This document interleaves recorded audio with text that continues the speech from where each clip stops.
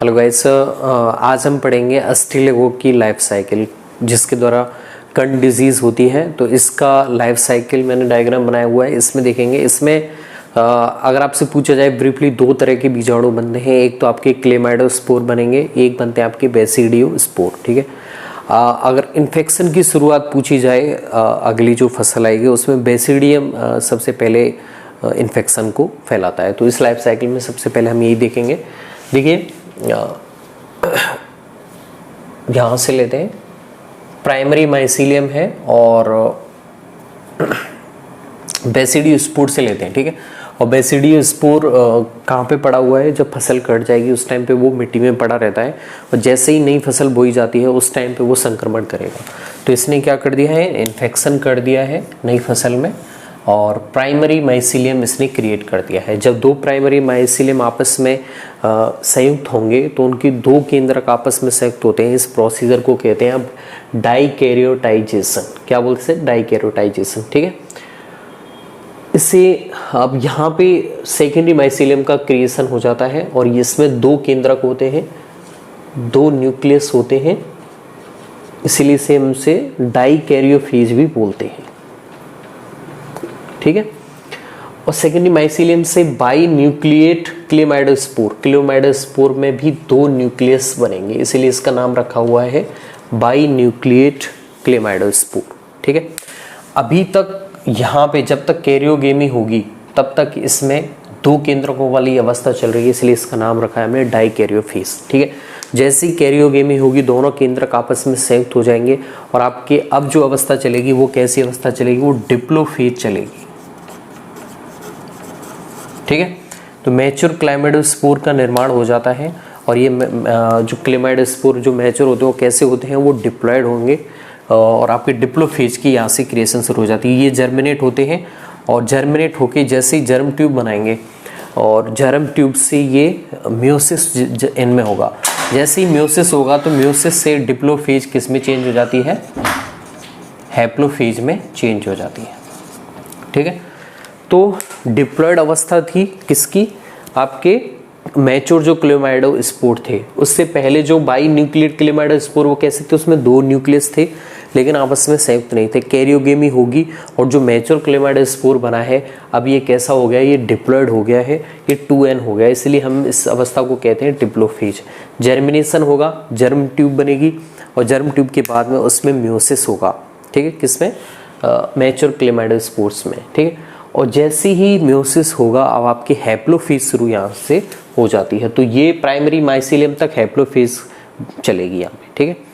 दूसरा देखो, म्योसिस के बाद में आपकी बेसिडियम बनता है, या फिर प्रोमाइसीलियम भी इसे बोलते हैं, माइसीलियम से पहले की अवस्था। तो बेसिडियम को आप दूसरी भाषा में बोल सकते हैं प्रोमाइसीलियम। ठीक है। अब बेसिडियम से बेसिडियोस्पोर बनेंगे। ये भी कैसे होते हैं? ये अगुणित होते हैं, इसलिए इस अवस्था का नाम हमने क्या रखा है? हैप्लोफेज रखा है।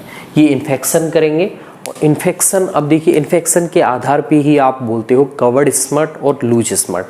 जब हम बात करते हैं स्मट के टाइप की तो दो स्मट देखते हैं। एक होता है आवृत कंड, जिसे हम बोलते हैं कवर्ड स्मट, आवृत कंड, और एक होता है निरावृत कंड, जिसे हम बोलते हैं लूज स्मट। ठीक है। तो कवर्ड स्मट होते हैं ये बीजाणुओं में कैसे रहते हैं? ये संरक्षित रहते हैं इसके बीज, और जैसे नई फसल आएगी तब वो वहाँ से निकलते हैं। ठीक है।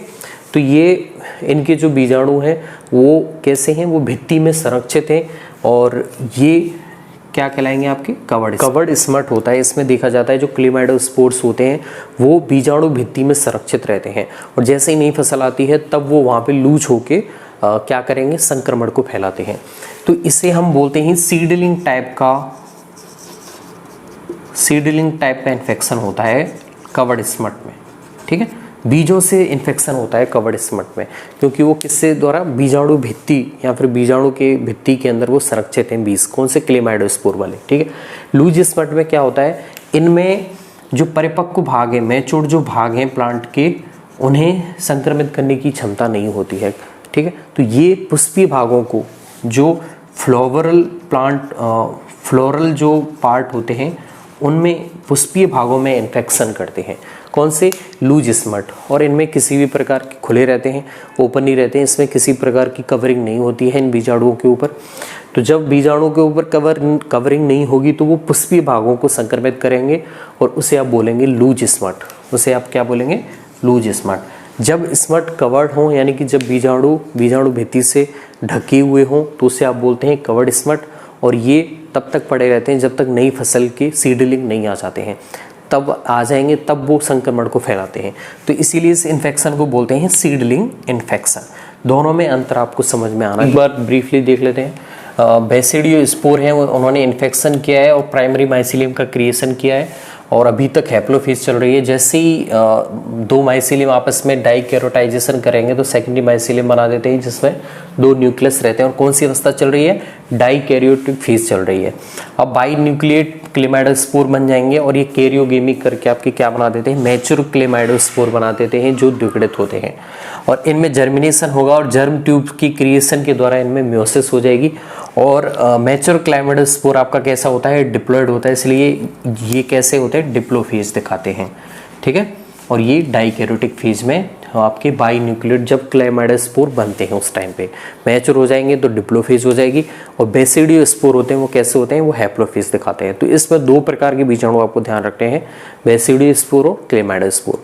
और क्लेमाइडोस्पोर जब वो ढके हुए होंगे बीजाणु भित्ति से तब उन्हें बोलेंगे कवर्ड स्मट। अगर वो ओपन होते हैं तो उसे लूज स्मट कहते हैं। लूज स्मट संक्रमण करेगा पुष्पीय भागों में, जबकि कवर्ड स्मट करेगा सीडलिंग में, यानी कि सीड्स के द्वारा बीजोड़ संक्रमण भी इसे बोलते हैं। सो ये बेसिक ब्रीफली मैंने ट्राई किया है स्मट के लाइफ साइकिल की। I hope you will get it.